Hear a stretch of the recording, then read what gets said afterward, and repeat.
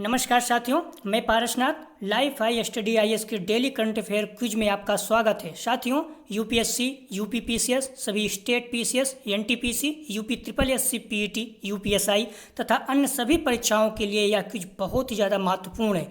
सभी प्रश्न पूर्व में किसी न किसी एग्जाम में पूछे गए प्रश्नों पर आधारित हैं, अर्थात जो पूर्व में एग्जाम में प्रश्न आए हुए हैं उन्हीं को आधार बनाकर प्रश्न बनाए गए हैं। इसलिए साथियों, प्रश्नों को ध्यान से देखिएगा, यहाँ से एग्जाम में आपको प्रश्न सेम टू सेम मिल सकते हैं। साथियों, प्रश्नों पर आएँ उससे पहले यदि आप चैनल को सब्सक्राइब नहीं किए हैं तो प्लीज़ चैनल को सब्सक्राइब, शेयर और लाइक कीजिए। साथियों, पहला प्रश्न है, हाल ही में चर्चा में रहा कृष्ण मृग का वैज्ञानिक नाम क्या है जिसे भारतीय मृग के नाम से भी जाना जाता है? Antelope cervicapra, antelope cervicapra, cervicapra antelope, none of the above. साथियों, इसका सही जवाब है ए, एंटीलोप सर्विकापरा। अगला प्रश्न है, कृष्ण मृग निम्न में से किन राज्यों का राज पशु है, अर्थात राजकीय पशु है? आंध्र प्रदेश, हरियाणा, पंजाब, इनमें से सभी। साथियों, इसका सही जवाब है इनमें से सभी। अगला प्रश्न है साथियों, उत्तर प्रदेश में कहाँ पर पहला कृष्ण मृग संरक्षण रिजर्व, साथियों यहाँ गलत हो गया है, आप लोग ध्यान दीजिएगा, रिजर्व रहेगा, स्थापित करने की मंजूरी दी गई है? इटावा, बाराबंकी, बहराइच, प्रयागराज। साथियों, इसका सही जवाब है प्रयागराज। साथियों, हाल ही में उड़ीसा राज्य वन विभाग द्वारा, ये बहुत इंपॉर्टेंट है आंकड़ा भी नया जो भी है साथियों, हाल ही में उड़ीसा राज्य वन विभाग द्वारा नवीनतम पशु आंकड़ों का अनुसार पिछले 6 वर्षों में उड़ीसा के कृष्ण मृग या काले हिरण की आबादी दुगनी हो गई है। इस पर आप लोग ध्यान दीजिएगा, क्वेश्चन यहाँ से उठा सकता है। कृष्ण मृग का वैज्ञानिक नाम एंटीलोप सर्विकापरा है, जिसे भारतीय मृग के नाम से भी जाना जाता है। भारत और नेपाल में मूल रूप से ये निवास करते हैं। कहाँ पर? भारत और नेपाल में।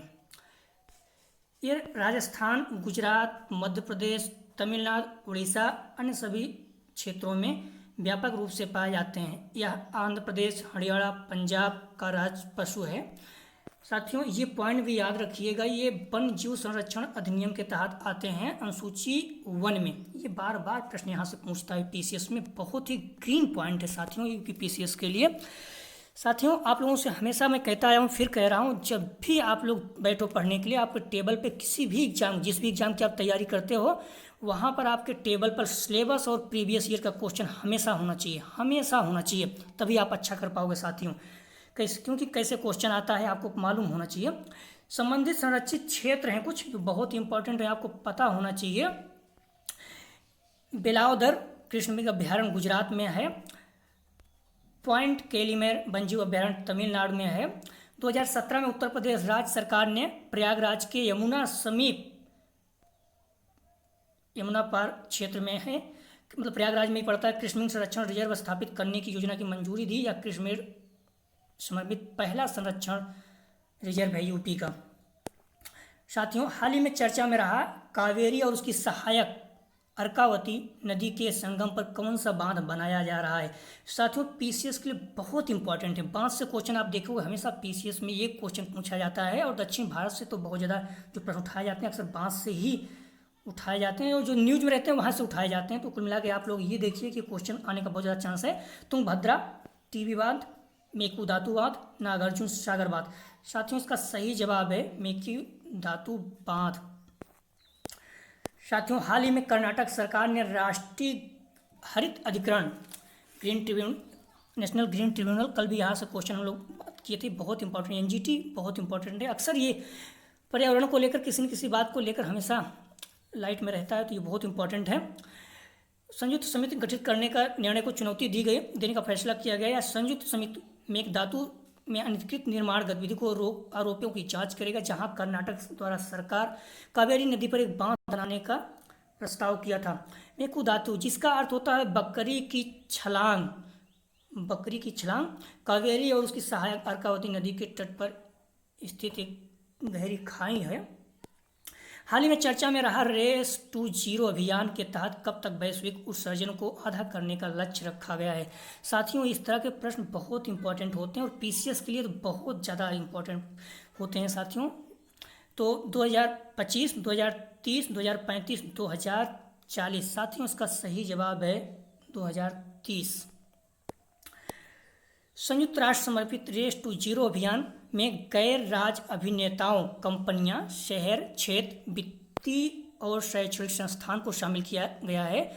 इसके अंतर्गत 2030 तक वैश्विक उत्सर्जन को आधा करने का लक्ष्य रखा गया है। साथियों, अगला प्रश्न है, हाल ही में चर्चा में रहा जलवायु महत्वाकांक्षी गठबंधन के तहत कब तक net zero green house gas को उत्सर्जित करने का लक्ष्य रखा गया है। Net zero green house gas उत्सर्जन करने का लक्ष्य रखा गया है। साथियों, पीसीएस के लिए बहुत इंपॉर्टेंट है, आप लोगों को इसको पता होना चाहिए, इसका सब अच्छे से याद होना चाहिए। तो साथियों, इसका 2040, 2045, 2050 और 2055, इसका सही जवाब है 2050। साथियों, अगला प्रश्न है, साथियों व्याख्या देखते हैं इसका। जलवायु महत्वाकांक्षी गठबंधन वर्तमान में 120 राष्ट्र और कई अन्य निजी भागीदार शामिल हैं, जो 2050 तक net zero green house gas उत्सर्जन को लक्ष्य को प्राप्त करने के लिए प्रतिबद्ध है। हस्ताक्षर करने वाले राष्ट्र या निजी भागीदारी दुनिया भर में वर्तमान में उत्सर्जित ग्रीन हाउस गैस 23%, वैश्विक सकल घरेलू उत्पादन 53% के लिए जिम्मेदार हैं। भारत, ध्यान रखना खुद साथियों, भारत इस गठबंधन का अंग नहीं है, ये आपके लिए इम्पोर्टेंट है। हाल ही में चर्चा में रहा भुगतान संतुलन के घटक कौन से हैं। साथियों, भुगतान संतुलन से यूपीएससी और यूपीपीसी दोनों अर्थात आईएसपीसीएस दोनों में प्रश्न पूछे जा चुके हैं और पूछे जा सकते हैं। साथियों, मेंस के दृष्टि से बहुत इंपॉर्टेंट है। आईएएस में मेंस में यहाँ से प्रश्न बार बार पूछा जाता है भुगतान संतुलन से। मैं बार बार कह रहा हूँ आपको कि आप अपने टेबल पे प्रीवियस क्वेश्चन जरूर रखिए, आप देखोगे कि आप कैसा क्वेश्चन आता है, उसका नेचर आपको पता होगा। साथियों, इसका चालू खाता, पूंजी खाता, त्रुटि एवं चूक, इनमें से सभी। साथियों, इसका सही जवाब है इनमें से सभी। किसी देश के भुगतान संतुलन को आमतौर पर एक वर्ष की विशिष्ट अवधि के दौरान शेष विश्व के साथ किसी देश के सभी आर्थिक लेन देन के व्यवस्थित विवरण के रूप में परिभाषित किया जाता है। भुगतान संतुलन के घटक चालू खाता या दृश्य एवं अदृश्य वस्तुओं के निर्यात और आयात को दर्शाता है। पूंजी खाता या देश के पूंजी व्यय और आय को दर्शाता है या एक अर्थव्यवस्था में निजी और सार्वजनिक निवेश के शुद्ध प्रवाह का सारांश देता है।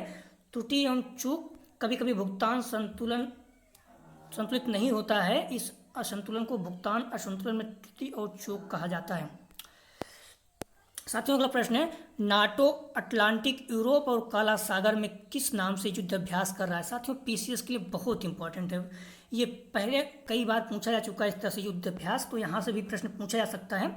युद्ध अभ्यास 20, युद्ध अभ्यास डटलिक 2, युद्ध अभ्यास त्रिसेवा संयुक्त, स्टेट फास्ट डिफेंडर 21। साथियों, उसका सही जवाब है डी, स्टेट फास्ट डिफेंडर 21।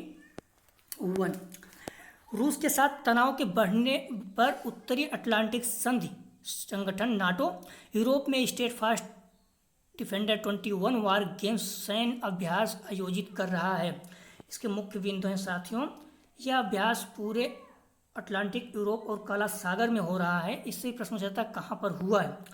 हाल ही में चर्चा में रहा कौन सी हथियार नियंत्रक संधि जो अमेरिका और रूस के बीच हुई थी अब खतरे में। साथियों, इस तरह से जब भी पूछता है हथियार नियंत्रक, ये संधि बहुत ज़्यादा इंपॉर्टेंट रहते हैं, आप लोगों को बार बार इस पर ध्यान देना चाहिए। साथियों, ओपन स्काई संधि, न्यू स्टार्ट संधि, INF संधि, इनमें से सभी। साथियों, इसका सही जवाब है इनमें से सभी। अभी हाल ही में ओपन स्काई संधि में रूस के साथ भाग लेने से मना कर दिया अमेरिका ने, तो INF पहले से ही समाप्त हो चुका था, न्यू स्टार्ट संधि बच रही है अब इसमें से। बाइडेन के नेतृत्व में अमेरिका प्रशासन अब रूस के साथ ओपन स्काई संधि में फिर से शामिल नहीं होगा। यह संधि एक प्रमुख हथियार नियंत्रक समझौता है जिसने अमेरिका और रूस को अपनी सैन्य सुविधाओं पर निगरानी विमान उड़ाने की अनुमति देता है।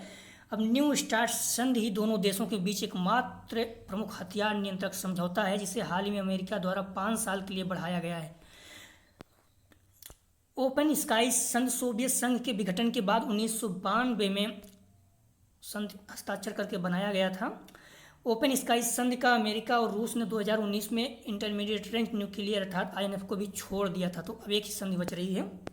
साथियों, अगला प्रश्न है, केंद्र सरकार ने नागरिक अधिनियम 2019 के तहत भारत में नागरिकता के लिए आवेदन करने के लिए किन देशों के नागरिकों को आमंत्रित किया है। साथियों, ये प्रश्न बहुत इंपॉर्टेंट है, बार बार यहाँ से पूछा जाता है, मेंस के दृष्टि से बहुत ज़्यादा इंपॉर्टेंट है।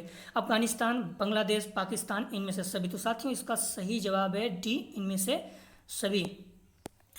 केंद्र सरकार ने नागरिक संशोधन अधिनियम 2019, साथियों तो पहली बात हमें यही पता होना चाहिए कब हुआ था, 2019 में, याद होना चाहिए, अक्सर पूछ सकता है। अफगानिस्तान, बांग्लादेश, पाकिस्तान के हिंदू, सिख, जैन, बौद्ध, पारसी, ईसाई को आमंत्रित किया है। 11 दिसंबर 2019 को पारित अधिनियम ने नागरिकता अधिनियम 1955 में संशोधन करके बनाया गया था। इसने इन प्रवासियों के लिए प्राकृतिकरण के निवास आवश्यकता को, ये ध्यान रखना, पहले 12 वर्ष था तब मिलता था नागरिकता, अब 6 वर्ष कर दिया गया है, 6 वर्ष तक कम कर दिया गया है, 12 से 6 वर्ष कम कर दिया गया है। हाल ही में शेरपाओं और शूर शेरपाओं की दूसरी बैठक संपन्न हुई, इसकी अध्यक्षता किस देश ने किया? साथियों जब भी भारत कोई अध्यक्षता करता है, कुछ करता है, तो बहुत ज़्यादा वो इम्पोर्टेंट हो जाता है, तो इसलिए आप लोग ध्यान देना। बैठक की अध्यक्षता किसने की? भारत, चीन, ब्राज़ील। तो इसका सही जवाब है भारत, ये बहुत इंपॉर्टेंट है पीसीएस के लिए। जून में ब्रिक्स विदेश मंत्रियों की निर्धारित बैठक तैयारी की चर्चा करने के लिए दूसरी ब्रिक्स और शूर शेरपाओं की बैठक आयोजित हुई। यह बैठक 25 से 28 तक भारत की अध्यक्षता में हुई। शेरपा क्या है साथियों? तो शेरपा सरकार के प्रमुख व्यक्तित्व का प्रतिनिधि है जो G20, G7 शिखर सम्मेलन जैसे अंतर्राष्ट्रीय शिखर सम्मेलन की तैयारी कर रहा है। पहले ब्रिक्स शेरपा, ये भी इंपॉर्टेंट है, ध्यान रखना, पहली ब्रिक्स शेरपा बैठक ब्राज़ील में 2019 में कोटिया शहर में हुआ था। इसकी अध्यक्षता भी ब्राज़ील ने ही की थी। तो इसकी जो भी पॉइंट है, पहली बार ब्राज़ील ने की 2000, और अब जो है भारत कर रहा है। तो 1 जून को बैठक होने में उसकी तैयारी चल रही है। हाल ही में किस संस्थान का नाम बदलकर IBDF कर दिया गया? IMF, IDMF, IBEMF और IBEF। साथियों इसको सही आंसर है इसका डी, IBF का नाम बदलकर IBDF कर दिया गया। प्रसारकों के शीर्ष संस्था for today Netflix foundation IBF ने डिजिटल स्ट्रीमिंग प्लेटफॉर्म को कवर करने के लिए अपने दायरे की विस्तार किया है। इसका नाम बदलकर Indian broadcasting and digital foundation अर्थात IDBF कर दिया गया है। साथियों विस्तारित कवरेज ब्रॉडकास्ट और OTT प्लेटफॉर्म को एक छत के नीचे लाया जाएगा। कोविड-19 महामारी के दौरान उनके दर्शकों की संख्या में पर्याप्त उछाल को देखते हुए यह निर्णय लिया गया है। IBF 1999 में स्थापित किया गया था। टेलीविजन प्रसारकों का एक एकीकृत प्रतिनिधित्व निकाय है। लगभग 250 भारतीय टेलीविजन चैनल इससे जुड़े हुए हैं। IBF इंडिया ब्रॉडकास्टिंग इंडस्ट्री के प्रवक्ता के रूप में कार्य करता है। यह सामग्री से संबंधित की जांच करने के लिए 2011 में स्थापित broadcasting content complaint council BCC का मूल संगठन है। साथियों अगला प्रश्न है, हाल ही में DGNCC मोबाइल ट्रेनिंग ऐप 2 किसके द्वारा लॉन्च किया गया है? राजनाथ सिंह, पीयूष गोयल जी, हर्षवर्धन जी, अजय कुमार। शायद इसका जवाब है डॉक्टर अजय कुमार जी द्वारा, डी अर्थात। रक्षा सचिव डॉक्टर अजय कुमार ने NCC कैडेट को आधार सूचना और प्रशिक्षण सामग्री प्रदान करने के लिए DGNCC mobile training app 2 launch किया है। यह ऐप कोविड-19 महामारी के बीच NCC कैडेटों को ऑनलाइन प्रशिक्षण आयोजन करने की सहायता प्राप्त करेगा। भारतीय सशस्त्र बलों की युवा शाखा है जिसका मुख्यालय नई दिल्ली में, या भारतीय सशस्त्र बलों की युवा शाखा है जिसका मुख्यालय नई दिल्ली में। NCC को 1950 के अधिनियम द्वारा बनाया गया था। सेना की कमी को भरने के लिए भारतीय रक्षा अधिनियम 1917 के तहत बनाए गए विश्वविद्यालय कोर की तर्ज पर इसकी स्थापना की गई थी। साथियों ड्रोन के संचालन के लिए NPNT के अनुसार कितने अतिरिक्त ग्रीन जोन क्षेत्रों को मंजूरी मिल गई है? साथियों ये भी प्रश्न बहुत इंपॉर्टेंट है, आप लोगों को ध्यान देना होगा। 165, 166, 197, 168। साथियों इसका जवाब है बी, 166। केंद्र सरकार ने ड्रोन के संचालन के लिए no permission no take off NT नीति के अनुसार 166 क्षेत्र ग्रीन जोन को मंजूरी दे दी है। इसे देश में ड्रोन संचालन की प्रक्रिया आसान होगी। नागरिक उड्डयन मंत्रालय ने कहा है कि इस क्षेत्र में जमीन की सतह से 400 मीटर की ऊंचाई तक ड्रोन पर संचालन की अनुमति नहीं होगी, था 400 मीटर तक आप उड़ा सकते हो, परमिशन लेने की जरूरत नहीं है। ये क्षेत्र पहले मंजूर किए गए 66 क्षेत्र के अतिरिक्त होंगे। नगर उड्डयन महानिदेशालय निदेशालय के अनुसार एनपीएनटी के अनुसार नैनो ड्रोन के अलावा अन्य किसी भी ड्रोन संचालन करने से पहले अनुमति लेने की आवश्यकता नहीं था। तो अगर आप नैनो ड्रोन उड़ा रहे हो तो उसके लिए परमिशन लेना होगा, क्योंकि ये बहुत ज़्यादा खतरनाक होता है, दिखता नहीं है, तो आप हवाई हमला या कोई भी नुकसान सरकार को पहुँचा सकते हो, इसलिए नैनो ड्रोन के लिए आपको परमिशन लेना होगा। साथियों बहुत इंपॉर्टेंट है, बहुत ज़्यादा इंपॉर्टेंट है पीसीएस के लिए। प्रधानमंत्री ने कोविड-19 के कारण अपने अभिभावक को खो चुके बच्चों के लिए किस योजना की घोषणा की गई है? शिशु सेवा योजना, पीएम केयर्स बाल योजना, पीएम केयर्स सेवा योजना, इनमें से सभी। साथियों इसका सही जवाब है बी, पीएम केयर्स बाल योजना। साथियों कोविड महामारी में अपने माता पिता गंवाने वाले बच्चों की मदद करने के लिए प्रधानमंत्री नरेंद्र मोदी जी ने आज पीएम केयर्स बाल योजना के अंतर्गत कई कल्याणकारी कदमों को मंजूरी दी। इनमें बच्चों को निःशुल्क शिक्षा, 23 वर्ष की आयु होने पर 10 लाख रुपए दिए जाएंगे। कितना इंपॉर्टेंट है बच्चों के लिए, जिनके माता पिता नहीं है, वो 23 वर्ष की आयु होने पर 10 लाख रुपए, वो कुछ भी कर सकते हैं अपने जीवन में, कोई नया बिजनेस स्टार्ट कर सकते हैं या फिर पढ़ाई के लिए जो भी है। वे सभी बच्चे जो अपने माता पिता के कानूनी अभिभावक के दस्तक माता पिता था, गोद लिए गए भी हैं तो भी मिलेगा। अगर उनके माता पिता नहीं हैं तो पिता कोविड-19 की महामारी में खो चुके हैं, उन सभी को प्रधानमंत्री केयर्स बाल योजना के जरिए मदद दी जाएगी। साथियों अगला प्रश्न है, किस राज्य ने कोविड-19 के कारण माता पिता खोने वाले बच्चों के कल्याण के लिए मुख्यमंत्री सेवा योजना की घोषणा की? साथियों प्रधानमंत्री घोषणा किया था, इसमें राज्य का नाम किसी राज्य ने घोषणा इस तरह से कुछ किया है, मिलता जुलता शिशु सेवा योजना घोषणा की है। तो साथियों इसका सही जवाब है उत्तर प्रदेश, असम, त्रिपुरा, सिक्किम। साथियों इसका सही जवाब है असम, सॉरी साथियों बी इसका जवाब है। असम सरकार ने कोविड के कारण माता पिता के खोने वाले बच्चों के कल्याण के लिए मुख्यमंत्री शिशु योजना की घोषणा की। अभिभावक गंवाने वाले बच्चों को 35 रुपये प्रति माह छात्रवृत्ति दी जाएगी। हाल ही में खबरों में रहा एप्पल स्केप क्या है? साथियों बहुत इंपॉर्टेंट है। सेब की एक प्रजाति, एक वीडियो गेम, मालवी, सेब में होने वाली बीमारी। साथियों उसका सही जवाब है डी, सेब में होने वाली एक बीमारी है। साथियों एप्पल स्केप सेब में लगने वाली एक बीमारी है। एप्पल स्केप एक कवक रोग होता है। वेंटूरिया एनिकैलिस कवक एप्पल स्केप का कारण है। संक्रमित फल समय से पहले गिर जाते हैं इस रोग होने पर। साथियों ये बीमारी के कारण हिमाचल प्रदेश में एक एप्पल स्केप का मामला पहली बार 1977 में सामने आया था। साथियों ऑपरेशन टर्कवाइज का संबंध निम्नलिखित में से किस देश से है? साथियों ये क्वेश्चन बहुत इंपॉर्टेंट है, ये बहुत ज़्यादा इंपॉर्टेंट है क्योंकि इसमें बहुत ज़्यादा अभी हाल में ये करंट में था। रोहिंग्या नरसंहार, आर्मेनियाई नरसंहार, कंबोडिया नरसंहार, रवांडा नरसंहार। साथियों इसका सही जवाब है डी, रवांडा नरसंहार। साथियों आप लोग ध्यान दीजिए इस प्रश्न को। हाल ही में फ्रांस के राष्ट्रपति इमैनुअल मैक्रों ने 1994 में रवांडा नरसंहार में फ्रांस की भूमिका के लिए माफ़ी मांगी।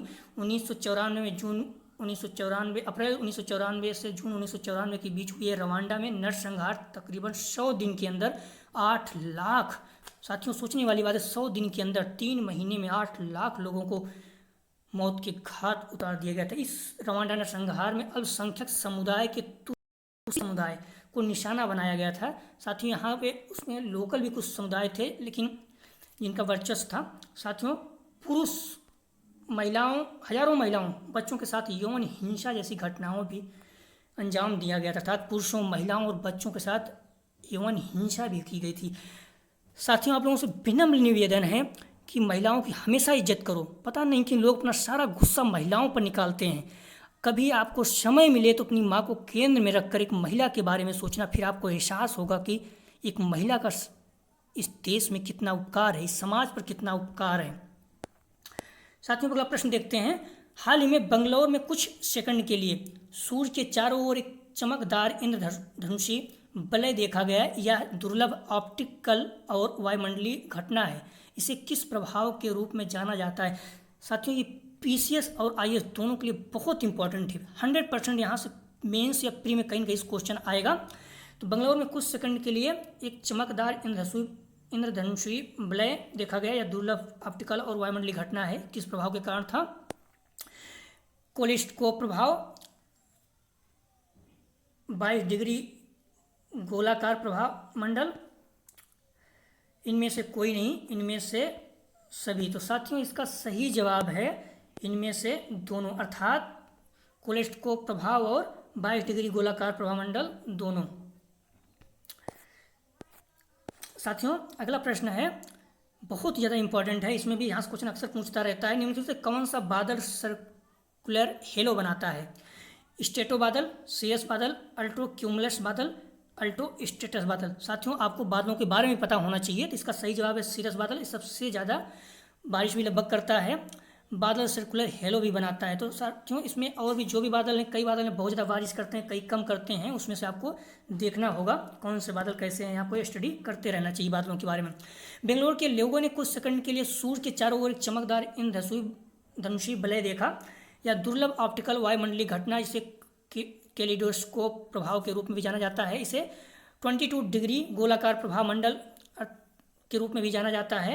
22 डिग्री वृत्ताकार प्रभाव मंडल सूर्य के चारों ओर कभी कभी चंद्रमा के आसपास देखा जाता है, इसलिए इसे मून रिंग या विंटर हेलो भी कहते हैं। साथियों ध्यान रखना इसे। यह घटना तब होती है जब सीरस बादल में मौजूद खड़कोणीय बर्फ के क्रिस्टल के माध्यम सूर्य और चंद्रमा की किरणों अपिवर्तित रिफ्लेक्टेड हो जाती है।